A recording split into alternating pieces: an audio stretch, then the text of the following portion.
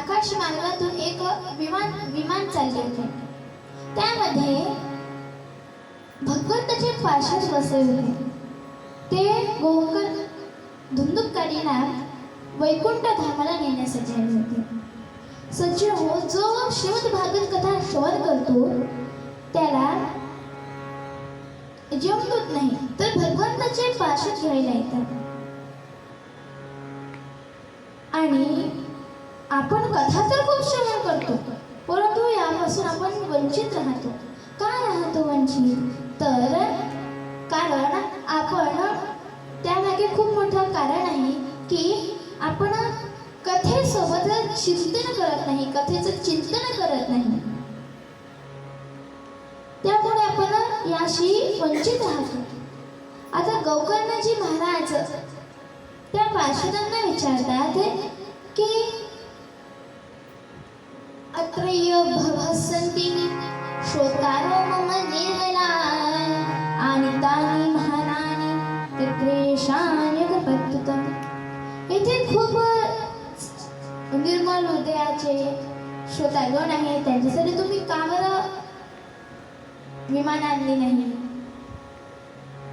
फळामध्ये का काही नाही? ते म्हणाले, आम्ही बघितलं सर्वांनी कथा सामान्यतेने बरोबर धुंदुकारी सारखंच कथा श्रवण केली, मग फळामध्ये का भेदभाव आहे? पर भगवंताचे पार्षद म्हणाले, सर्वांनी धुंदुकारी सारखं श्रवण केलं, पण धुंदुकारी सारखं चिंतन केलं नाही. मग म्हणून फळामध्ये भेद आहे. पुन्हा सप्ताह श्रवणाचं आयोजन केलं आणि सर्वांनी कथा श्रवण केली, त्याचं चिंतन मनन केलं आणि पुन्हा भगवंताचे पार्षद अनेक विमाने घेऊन आले आणि सर्वांना गोलोक धामाला घेऊन गेले. बोल श्रीमद भागवत महापुराण की जय.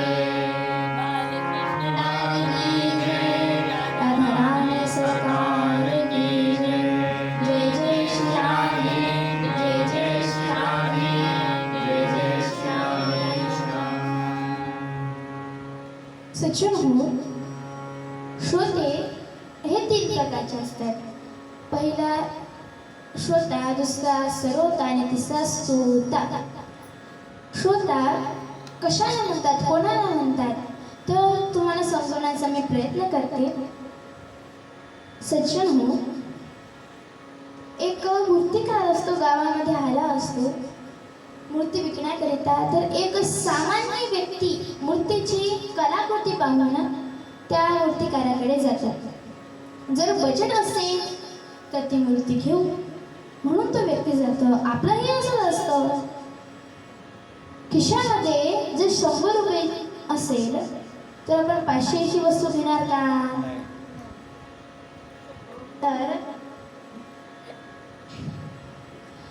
तर तो व्यक्ती त्या मूर्तिकाराला विचारतो, दादा कितीच्या दिल्या मूर्त्या? तर तो मूर्तिकार म्हणतो, दादा पहिली मूर्ती 100 रुपयाची, दुसरी मूर्तीची किंमत 500 रुपये, तिसरी मूर्तीची किंमत 1000 रुपये. काय दादा, सर्व मूर्त्या तर सारख्याच आहे. तिन्ही मूर्त्या लांबीने, नाकाने, रंगाने सर्व सारख्याच, मग पैसे का आणलं? त्याने सर्व मूर्ती हातामध्ये घेऊन बघितल्या, त्यालाही काही समजलं नाही. मग तो मनुष्य घरी गेला, विचार करायला लागला आणि पाटीलकडे गेला.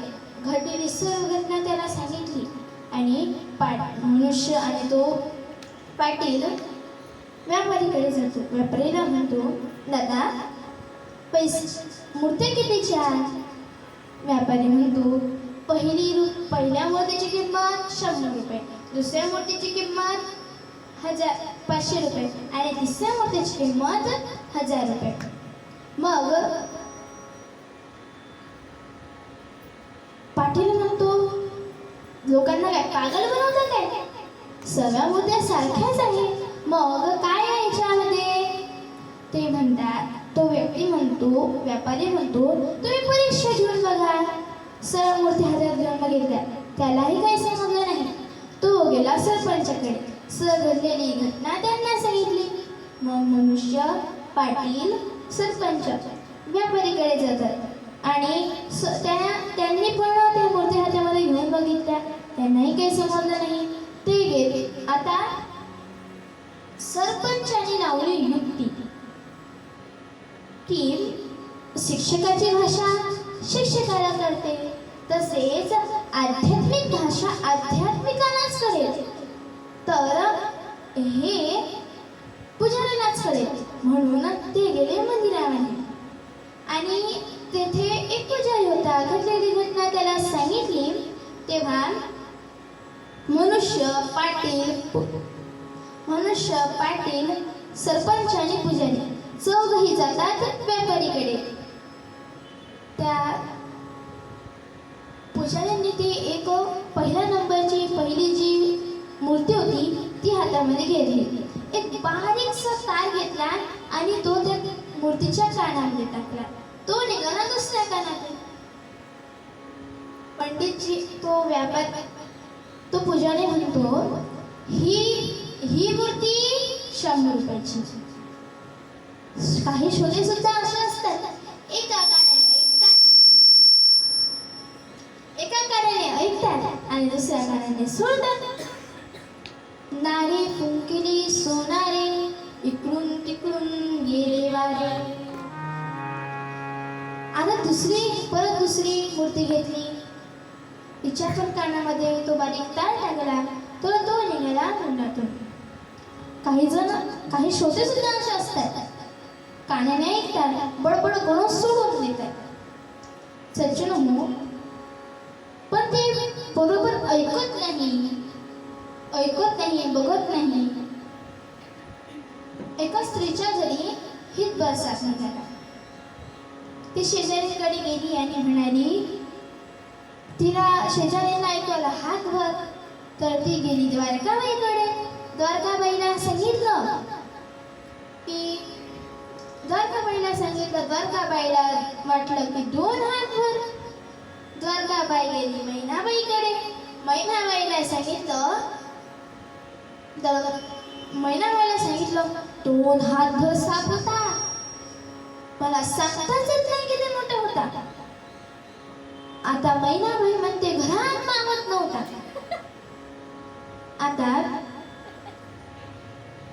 आता मला सांगा, नीट बघायचं होतं, नीट ऐकायचं होतं, मग सांगायचं होतं. म्हणतात ना, पहिले नीट ऐका, नीट बघा, मग काम पडेल तेव्हाच बोला. अरे, गांधीजींनी किती छान उदाहरण दिले आहे. कोणाचे? तर 3 मंदिरांचे. बुरा मत सुनो, बुरा मत देखो, बुरा मत बोलो. तर सज्जनो, जो श्रोता कथा श्रवण करतो, घरी जाऊन त्याचं चिंतन करतो आणि जीवनामध्ये ते उतरवायचा प्रयत्न करतो, तो खरा श्रोता. आणि यामुळे त्याची किंमत 1000 होते. सांगायचं तात्पर्य असे की तुम्हाला कोणत्या पारड्यामध्ये बसायचे आहे त्याचा तुम्ही विचार करा. श्रोता हा बकरीसारखा असावा. बकरी जेव्हा पाणी पिते तर ते समोरचे 2 पाय वाकवते, म्हणजे गुडघ्यावर येते. आणि पाणी पीत असताना सुद्धा ती आवाज करत नाही, बुडबुडे काढत नाही. म्हणजे ती पाण्याचे आवाज काढत नाही. तर त्या सांगायचं तात्पर्य असे की श्रोता हा नम्र असायला पाहिजे. श्री व्रजधामामध्ये असणारे श्री संत स्वामी अखंडानंद सरस्वतीजी म्हणतात की भजन करा. भगवंताचे भजन केल्याने पुन्हा जन्म घ्यावा लागणार नाही. पुनरपि जननम पुनरपि मरणम पुनरपि जननी जठरे शयनम प्रिय संसारे कलो दुस्तार कृपया पाहे उदार. भज गोविंदम भज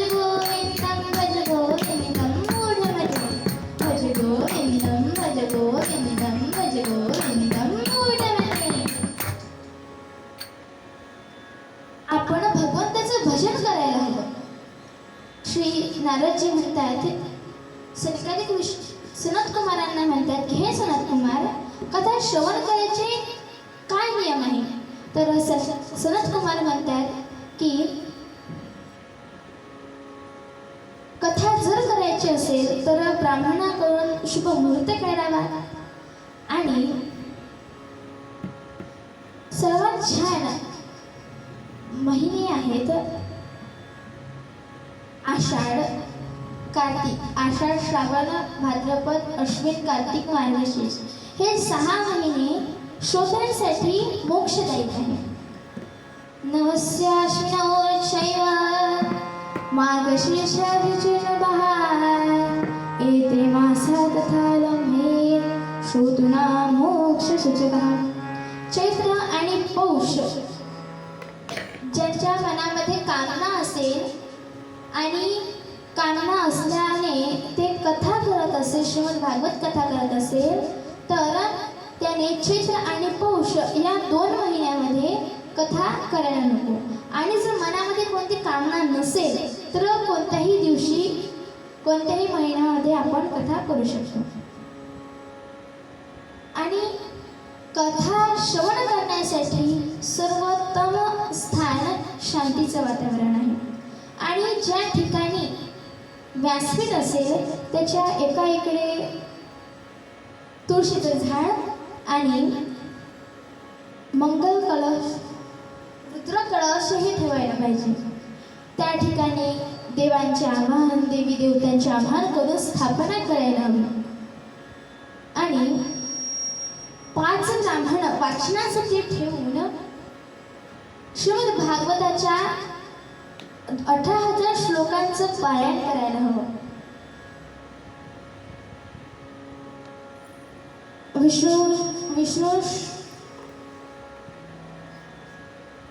विष्णू सहस्त्रनाम, गायत्री मंत्र, गणपती मंत्र जाप करावा. सज्जन हो, व्यास गादीवर बसल्यावर धूम्रपान करू नये. बोल श्रीमद भागवत महापुराण बालकृष्ण लाल की जय, रानी सरकार की जय. जय जय श्री राधे, जय जय श्री राधे, जय जय श्री राधे. सर्गे सत्तेचे कैलाशे वैकुंठे नास्ते रस, अतः पिबंतु सद्भाग्या मामा मुंचत घ्यायचे. शुकदेवजी महाराज म्हणतात की कथामृत ना स्वर्गामध्ये आहे, ना कैलाशामध्ये आहे, ना वैकुंठ धामामध्ये आहे, ना अन्य लोकांमध्ये आहे. म्हणून सज्जन हो, श्रीमद भागवताला कधी सोडू नका. आणि जिथे भेटेल तिथे पीठ बसा. हा प्रसंग श्री सुतजींनी नारदजींना सांगितला आहे. आणि प्रथम दिवसांची कथा संपल्याबरोबरच भगवान हरिनारायण, आपला हरिनारायण पार्षद प्रल्हाद, अंबरीश, ध्रुवजी, प्रल्हादजी आणि अर्जुन हे सर्व जण प्रकट झाले.